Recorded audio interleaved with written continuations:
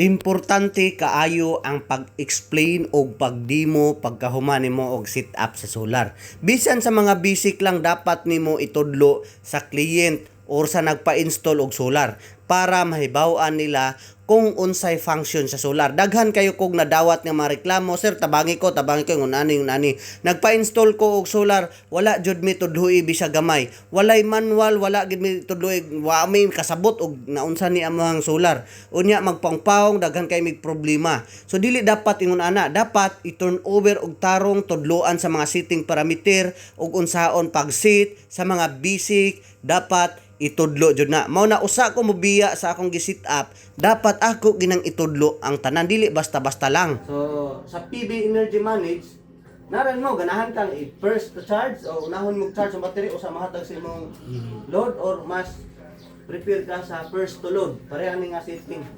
First to load pag hayag gid sa buntag, hatagan niya una imong mga konsumo. Unya ang sobra sama ato gyapon. Ang iyang sobra maihatag niya sa imong battery. Hantod nga mapuno imong battery.